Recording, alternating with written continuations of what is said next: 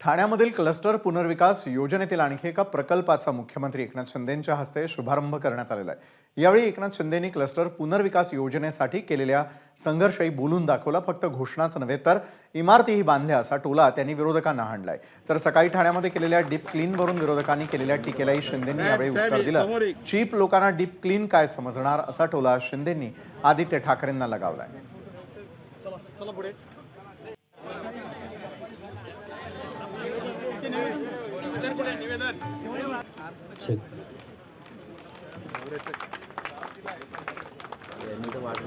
साहेब समोर एक आता डीप क्लीन सुरू केलंय मुंबईमध्ये, पण ठाण्यामध्ये आपण बाळासाहेब ठाकरे आपला दवाखाना सुरू केला, मग मुंबईत झाला। हे डीप क्लीन ड्राईव्ह आपल्या ठाण्यामध्ये पूर्वीपासून सुरू आहे, पण आज आपण त्याला एक अधिकृतपणे त्याला सुरुवात केली। त्याच्यावरही काही लोक म्हणाले, टीका करू लागले। आता चीप लोकांना डीप क्लीन काय समजणार? जाऊ दे, मरू दे, त्यांना काही बोलायचं ते बोलू द्या। नरेश म्हस्के त्याच्यावर बोलतील।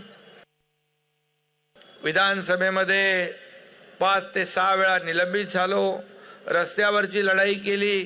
काही लोकांना वाटत होतं हे क्लस्टर काय होईल की नाही। आताही काही लोक म्हणतायत, तुम्ही मगाशी म्हणालात की नारळ फक्त फुटले जात आहेत, पण नारळ फुटत नाहीत।